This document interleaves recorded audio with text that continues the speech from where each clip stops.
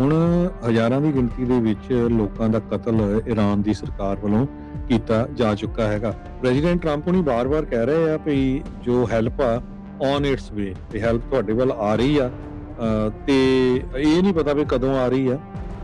ਕਹਿੰਦੇ hundreds of gun shot ਲੋਕਾਂ ਵੱਲ ਈਰਾਨ ਦੀ ਸਰਕਾਰ ਵੱਲੋਂ ਜਿਹੜੇ ਸਿੱਟੇ ਗਏ, ਚਲਾਏ ਗਏ, ਜਿਹਦੇ ਨਾਲ ਇਸ ਵੇਲੇ 2571 ਮੌਤਾਂ ਹੋ ਚੁੱਕੀਆਂ ਹੈਗੀਆਂ। ਬਹੁਤ ਵੱਡਾ ਜਿਹੜਾ ਅਨਰੈਸਟ ਆ, ਬਹੁਤ ਵੱਡੇ ਪ੍ਰੋਟੈਸਟ ਹੋ ਰਿਹਾ ਉੱਥੇ, ਤੇ ਹਜ਼ਾਰਾਂ ਦੀ ਗਿਣਤੀ ਦੇ ਵਿੱਚ ਲੋਕ ਜੋ ਆ ਉਹ ਹਸਪਤਾਲਾਂ 'ਚ ਐਡਮਿਟ ਹੈਗੇ ਆ।